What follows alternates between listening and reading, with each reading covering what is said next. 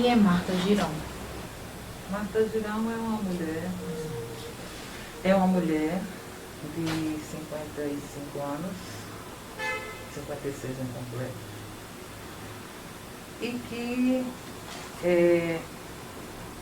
se envolveu com as questões sociais desde o momento que fez uma escolha em fazer serviço social e começou a trabalhar com essa questão. Inicialmente trabalhei numa amiga, depois trabalhei com mulheres vítimas de violência até chegar à FUNASE, né? E isso faz parte dessa construção dessa mulher. O trabalho da FUNASE fez parte disso, né? Sou mãe, tenho 2 filhos crescidos e com vidas independentes, né? Amo a natureza, amo o que eu faço também. Gosto de gente, apesar de muitas vezes me manter na reserva, mas a adolescência em si é um tema que me envolve e me desafia, né? E assim, não fujo da raia. Aprendi com a FUNASE a ser feito fênix, renascer das cinzas, né, nesses anos que eu estou.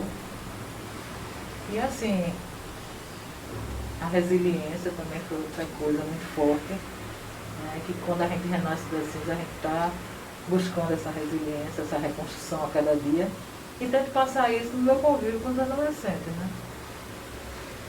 E é isso.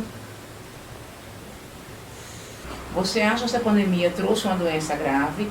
Você disse que sim, né?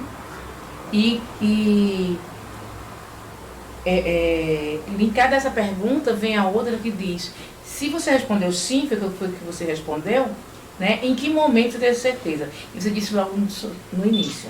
Então fala sobre isso. Em março, né? Que foi quando começaram a acontecer os casos aqui, né, e as mortes começaram a acontecer, eu estava na Abdias, né? E aí, indo para a FUNASE lá, eu percebi um carro do SAMU, né, uma ambulância do SAMU, e as pessoas com muito, assim, com toda a proteção, né, com todos os EPIs. E realmente foi muito impactante ali, né, porque era o início das pessoas estarem usando máscara na rua, né, e aí a gente até então achava que não era tão sério a situação e começaram a se fechar alguns órgãos, com pais e tal. E aí, aí eu comecei a ver que realmente a coisa era bem grave, né, assim, que a gente, até então, eu mesmo nunca tinha visto, né, tanta segurança na área da saúde. Né? A gente via a televisão, estava vendo a televisão mostrando, mas estava distante até então. E algumas pessoas adoeceram. Né? E foi logo uma colega de trabalho da gente, que a gente tinha feito um almoço coletivo lá em Abdias, e aí essa colega adoeceu. E aí deu medo, né?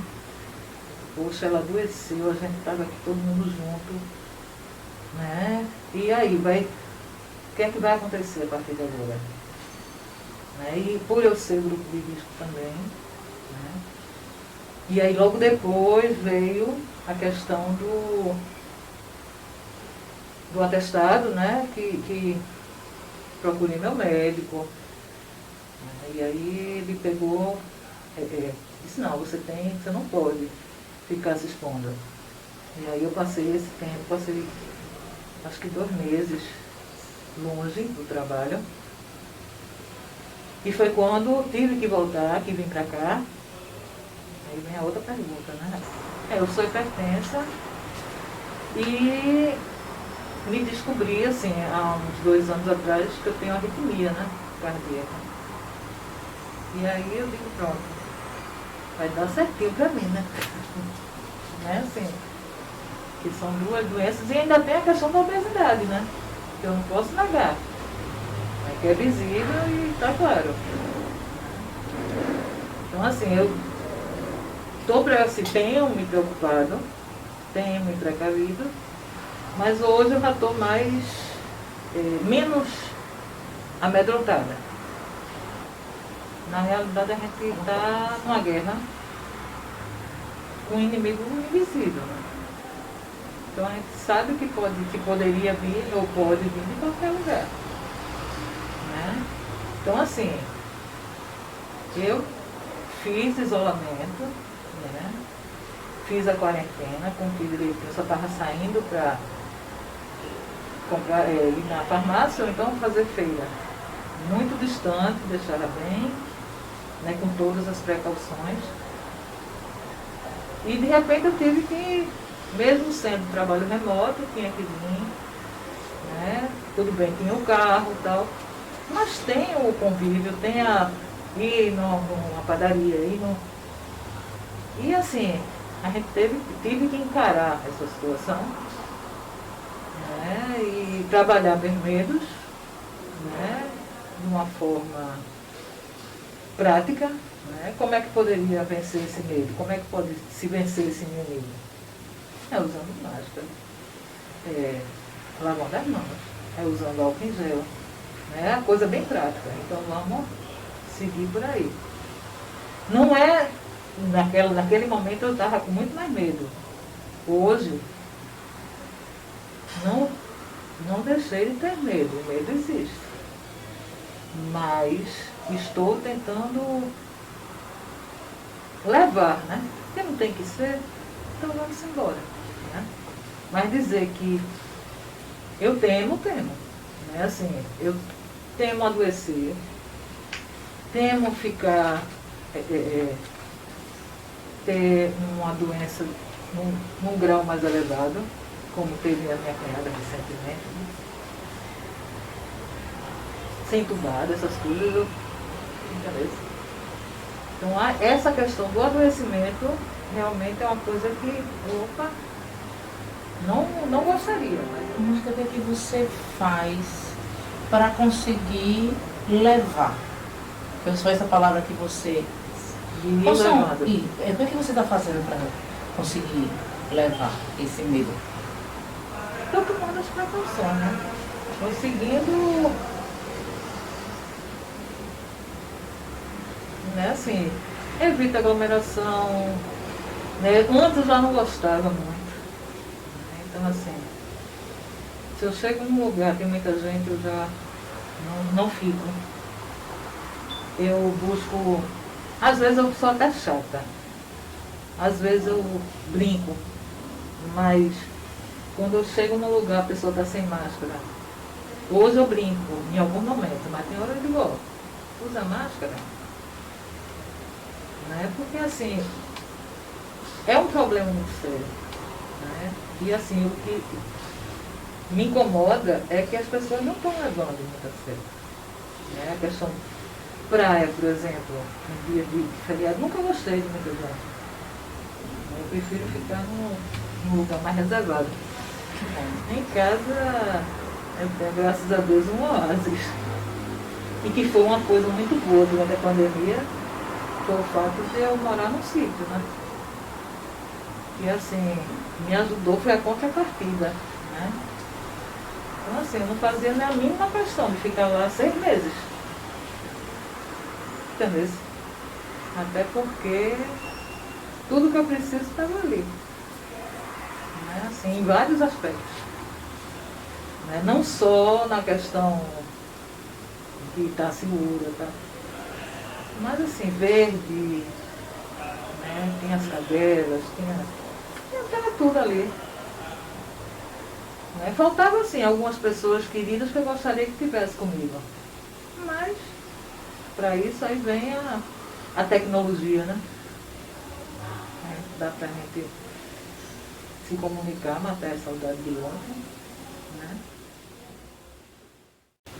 A outra pergunta que você escolheu, Marta, foi: como você percebe seus colegas nesse período de pandemia? E você disse que percebia eles amedrontados e adoecidos. Hoje esse sentimento continua? Alguns sim. Tanto é que quando eu estou conversando com alguém e quero, vamos supor, por exemplo, chamar para ir lá em casa. Aí antes eu pergunto, como é que você está em relação à saída? Porque muita gente ainda está sem querer contato. Né? A gente via, por exemplo, aqui na casinha, pessoas andando, ainda vê, com álcool em gel na mão e a gente vê isso. Né? Então, assim, não é, o que eu percebo hoje, que não é você ter que se isolar completamente, né? Mas é você tomar a precaução. Você pode conviver mantendo o distanciamento, de boa. Pronto, essa semana uma amiga minha mandou uma mensagem para mim, que ela é de um trabalho que eu tive lá atrás, em 97. E a amizade continuou. Ela, Marta, tem uma pessoa que faz aniversário esse mês. Aí eu respondi para ela, né? Aí disse que estava aqui e ela mora no Buriti. Aí eu digo, ó, manda a localização que eu vou passar na tua casa para matar a saudade. Ela, não, de jeito nenhum, que ela é aposentada, né? Agora não, deixa melhorar, porque se eu sair, ou se tu vier aqui, meu filho vai me dar uma tapa na bunda. Entendeu? Então assim, aí eu, poxa, eu digo, não, tudo bem, deixa passar. Entendeu? Mas assim, tem muita gente que ainda está nesse lugar. Né? Porque não é só o medo. Né? Só que o que eu percebo é que esse amedrontamento e esse adoecimento pode gerar questões antissociais lá na frente. Né? Os convívios, as relações vão ficar esfarceladas, se der essa continuidade. Entendeu? Porque é necessário você saber o que é risco e o que não é. Né?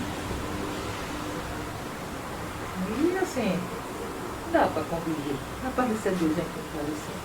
Grupinho pequeno, mas dá. O que mudou na tua vida com essa pandemia? O que mudou? Mudou a forma das relações, mudou a forma das mínimas coisas, né? Mudou os protocolos, a coisa de você chegar a fazer uma feira, ter que estar dando banho, né? Em quilos de arroz, de feijão. Né? Mudou a forma de você ir para o comércio. Né? Você hoje se está muito mais a questão virtual do que a questão presencial. Né? Eu mesmo não tenho ido, não está fazendo a menor falta em shopping, em loja. Não tenho frequentado. Né? Mudou a forma de receber as pessoas. Né? Então, inicialmente foi, não, estamos em quarentena. Né? Hoje a gente já tem mais critérios em relação a pegar e, vamos supor, vir os netos lá para casa, e vir todo mundo de uma vez só. Né? Aí se tá, não, vamos fazer assim, vai vir fulano, beltrano e tal. Né? Porque se chamar todo mundo vai já fechar um grupo grande, entendeu? Mudou na questão da relação com os idosos, né? Inicialmente mantendo a distância, né? O distanciamento. E aí, na minha vida particular, mais ou menos essa forma de trabalho mudou, né? O trabalho de rodízio. Mudou os locais que a gente pode ir, né? Agora está voltando, mas assim, não se podia, tinha show, só lives, né? Não se tinha várias coisas nesse aspecto. No trabalho mudou também, né? Muita reunião virtual, né? A questão de do trabalho, de você ter o contato com um adolescente mais virtualmente, né? As audiências virtuais. Mudou a forma de... Até a questão de curso, né? Você tem que usar sempre o computador, porque era uma coisa que já vinha se cantando há muito tempo, mas só que agora tem que ser e vai mudar, isso aí daqui para frente vai ter que ser adequado, né? Eu acho que até na própria socioeducação, que é uma coisa que eu acho que a gente precisa pensar, mudou muita coisa, né? Inclusive até, eu acho que as avaliações da socioeducação, eu acho que nessa coisa de você perceber, né, como é que está a evolução daquela criatura, vai mudar, porque não é só você não está vivenciando a situação, você está escutando o que está acontecendo. Né? Então, assim, no mundo está mudando tudo, até porque o Covid não é uma coisa que veio e vai passar. Né? É uma doença que chegou e vai demorar a gente vencer essa guerra. Eu acho que a gente entrou num processo de mudança, como diz os adolescentes, na tora, né? Que não foi uma coisa assim que foi planejada, tal. Já vinha sendo falado, mas existia muita resistência. Né? E hoje a gente vai ter que conviver com isso e usar como uma ferramenta séria de trabalho, o que é virtual. Né? Porque assim, desde que eu cheguei na FUNASA, há 15 anos atrás, que se falava em CPIA, se falava em audiência virtual, se falava em não mandar o relatório de papel, mas sempre houve resistência. E hoje tem que ser assim. Então, esse progresso é uma coisa que já vinha sendo contada, mas que hoje, ou a gente vai ou vai. A gente não pode mais ficar naquele posicionamento de não tem condição. A gente tem que criar condição e buscar alternativa, né? Até porque a vida segue, né? Você está no cargo de psicóloga, né? Então você está como psicóloga. Então, mas você falou do serviço social. Você começou, fez serviço social e você falou e parou ali. Uhum. Como que foi essa troca? Ao Ou se mesmo houve tempo, troca ou se você fez uma junção? No mesmo tempo que eu entrei em serviço social, eu fiz psicologia, né? E aí eu fazia serviço social na Católica e psicologia eu fazia na Faixa. E quando fiz os dois cursos, só que quando eu fui para a conclusão, eu escolhi ser psicóloga com foco social. Eu não quis levar adiante o serviço social, até porque assim, eu tinha alguns questionamentos. E na minha visão eu era mais livre se eu focasse a psicologia com esse lado social. E meu primeiro emprego foi dentro do Momiga, que era um projeto social. E aí quando a gente entra para essa área, fica difícil a gente sair. Né? Eu pelo menos, daí em diante, não teve como. Entendeu? Foi mais ou menos isso. Quando a gente solicitou que você deixasse para aquele momento, tá? Há mais ou menos 3 meses, uma frase, uma palavra, um verso, citação de um livro, você colocou um novo tempo, apesar dos perigos, que é o trecho de uma música de Ivan Lins, não é isso? Eu ia continuar e busquei. Fala um pouco dessa o porquê que você trouxe esse trecho dessa música. Hoje eu vejo isso daí, o que chamam do novo normal, né? É um resumo mais ou menos do que é um novo normal, né? Um novo tempo, apesar dos perigos. A gente precisa continuar, né? Eu cheguei até, em algumas situações, assim, em algum momento, eu cheguei a pensar, poxa, será que é o início do fim? Né? Diante de tanta, né, coisa tão séria. Né? Mas aí a gente vê que, mesmo que seja o início de um fim, né, mas é um novo tempo. Né? E a gente precisa conviver com esses perigos. Né? Mais ou menos. Dava para dizer um outro trecho de alguma outra música ou uma palavra? Não, é quando a bomba estourar. Quero ver da janela. Então, Marta, eu te agradeço muito pela contribuição, por se permitir, pela entrega. Tá? Então, eu vou fazer o que os meninos fazem. A ideia é uma só. É assim. Então, fica isso, terminamos. Fica só quietinha aí que a gente vai para a foto.